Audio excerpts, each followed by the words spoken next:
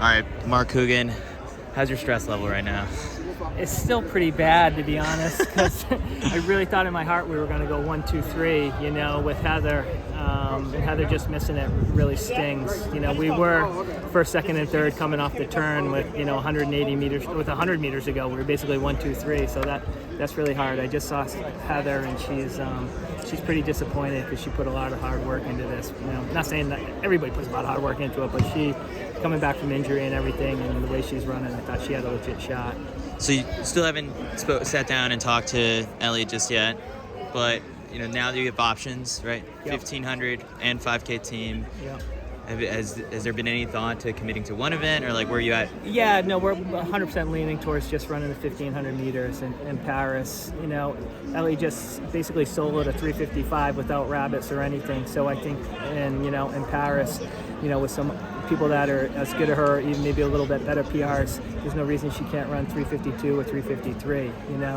Hiding behind people and having them do the work. So I think Ellie's got a shot at a medal in Paris, and the goal will be to get Emily into the final. That will be the goal for Paris. So what was the reasoning behind the 5K coming into this? I think Ellie just felt a lot of pressure on her, from everywhere. The American system's so hard. You got to keep proving yourself every week, right? So she called me up a couple weeks before the trials and said, Mark, I think the 5K is a little easier than the 1500. Maybe I should just do the 5, get on the team, and take the pressure off the 1500. Then I can just run relaxed. And so that's why we did it. But it turned out harder than we thought. What's the biggest difference in Elle, I think, between the athlete that she was in Tokyo and the last time she was at a World Championships, even in 2022, to now? I think she trusts herself more now, and it's not all new anymore. She'll say stuff like when we have a workout or something, she'll say I got this, instead of a few years ago she goes, really? So I think she just has more belief in herself, and she's very comfortable in her own skin now. I mean, Ivan and her family are so supportive of her. Ivan's not supportive, but she takes care of Ivan. Yeah. Ivan makes her happy. So she's just in a good spot, and she's healthy. Mm-hmm. Everybody's healthy on my team, so we're in good spots. Okay, now that it's behind us, what was the race plan coming in for Team New Balance Boston? Ellie was just going to take it from the gun and make these other women work really hard. And Ellie and I talked beforehand, and we said, if you run 356 or 357, there's no way you're not going to make the team. And she believed that.